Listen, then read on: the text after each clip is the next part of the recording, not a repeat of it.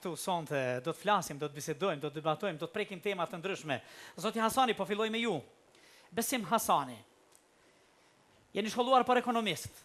Më pas keni vazhdu si mësimdhënës në shkollën e mesme ekonomike në Prishtinë. Ashtu është, si absolvent, pa ta filluar të punoj atje. A si absolvent, akoma pa diplomu? Kam punuar dhe vitin 1986, dhe pastaj kam shku në fabrikë të amortizatorëve, dhe atje kam punu si ekonomist. Ekonomist në fabrikën e amortizatorëve, derisa ju dëbuan në rrugë. Ashtu sigurisht. Pushteti dhonë shumë i atëherë, se kishim dëshiruar, po ishte. Fati përbash për të gjë. Shqyr që sot se kemi ma.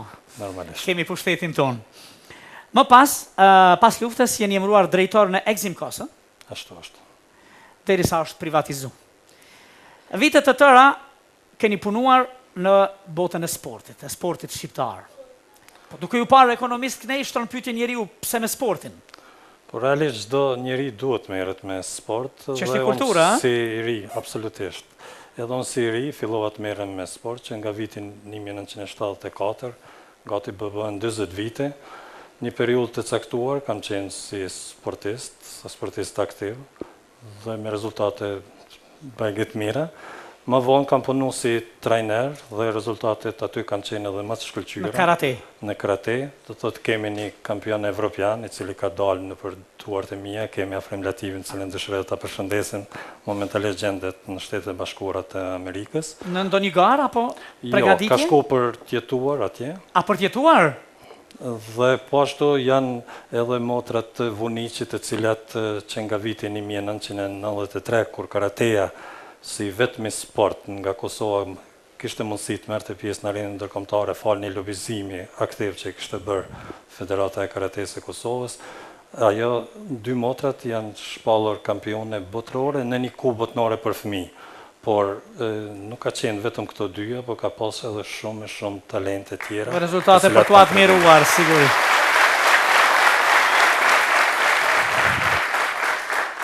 Në një CV tuajen ka shumë aktivitete, shumë punë.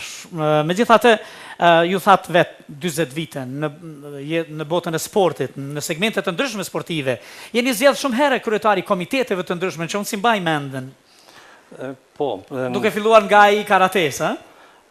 Pas pavarësimit sportit Kosovës, isha në Federatën e Karatesë Kosovës si sekretar i përgjithshëm, më pastaj atëherë funksiononte edhe Federata e Sporteve Kosovës dhe duke parë rezultatet e mia në menaxhim të sportit në Federatën e Karatesë Kosovës, më propozuan që të jem edhe sekretar i përgjithshëm në Federatën e Sporteve, që ishte një lloj konfederate, ndërsa nga viti 1996 më propozuan për kryetar të Komitetit Olimpik dhe nga atëherë ky është mandati i 5. Vazhdoni të jeni mandati i 5 kryetari i Komitetit Olimpik.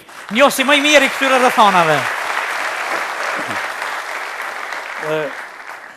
Padyshim se në fillim kur më kanë propozuar dhe vetë jam befasuar, por bazoheshin në rezultatet e arritura edhe në Federatë Karatesë, por edhe në atë Konfederatën e Sportit, të quajmë kushtimisht, dhe më propozuan dhe pranoj se njohuritë e mia në atë kohë kanë qenë shumë modeste, por pikërisht kjo ishte një motivacion i lartë për të më nxitur që të thellohna sa më tepër në lëvizjen olimpike dhe sot vërtet e njoh mirë lëvizjen olimpike botnore, por edhe këtu të një luftë pafund për ta eksploruar thjesht atë lëvizje, atë botë, atë segment, dhe për një luftë pafund për të prezantuar Kosovën me shpresë dëshirë se një ditë do të jemi aty.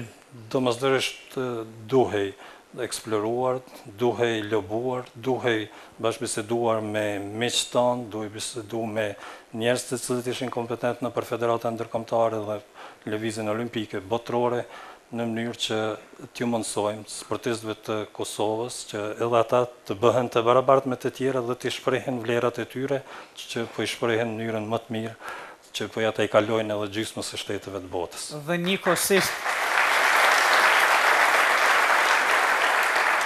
njëkohësisht duke prezantuar me shumë sukses atë segment që paraqiste segment shtetëror. Jo vetëm jetën paralele në Kosovë, po dhe segment shtetëror në paraqitjet kudo në përbot. Besoj se komuniteti i sportit e ka dhënë provimin, sepse komuniteti i sportit ka punuar në kushte të jashtëzakonisht mëdha dhe ka punuar absolutisht në baza vullnetare. Po ashtu kontributi i sportistëve dhe drejtuesve të sportit është edhe në aspektin e edukimit. Kemi një integrim të rive në segmentet të ndryshme, të ri të mësohen, jo vetëm të shpalosin vlerat më të mira të tyre, por edhe të socializohen, të shoqërohen, mësohen të humbin, e kuptojnë që sprovojnë edhe fitoren edhe humbjen. Pa humb nuk mundën me fitu, dhe se humbja dhe fitoria janë së bashku, dhe kjo përvojë nga sporti aplikohet edhe në segmentet të tjera. Kështu që besoj që kur i them krejt këto, mundem edhe të konkludojmë se njërën ndër segmentet më të ndritshme në shtetin e Kosovës është segmenti i sportit. Nuk të kanë zgjedhë bashkë Vadi Hova, kryetar të Komitetit Olimpik. Besoj. Retovrik Bince. Besoj.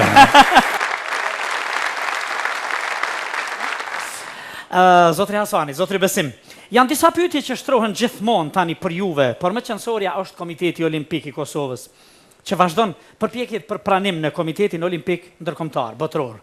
Ku jemi në të pikë? Është vërtet që njëra prej detyrat prioritare të Komitetit Olimpik të Kosovës është që të kyçemi në Komitetin Olimpik ndërkombëtar.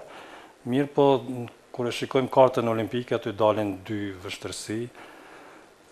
Sparit 5 federata olimpike të Kosovës, duhet të ndërsohen federatat olimpike ndërkombëtare përkatëse, dhe ne këtë kemi arritur. Kemi arritë, jo cilat federata janë që...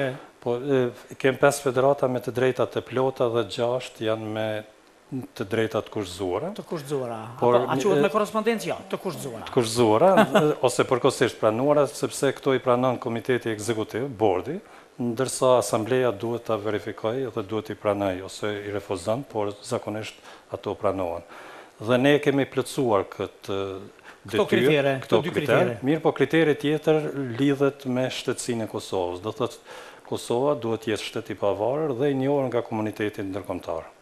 Ky nocion komuniteti ndërkombëtar ka dy kuptimsi, dhe ata që nuk duan të na ndihmojnë, thotë komuniteti ndërkombëtar nuk kupton Kombet e Bashkuara. Pranimin Kombet e Bashkuara. Pranimi i Kosovës në Kombet e Bashkuara, ndërsa ata që duan të na ndihmojnë, ata thonë më mjafton që ju kanë njohur më shumë se gjysma e shteteve, dhe që janë anëtarë të Kombeve të Bashkuara. Kështu që ne jemi tash shumë afër.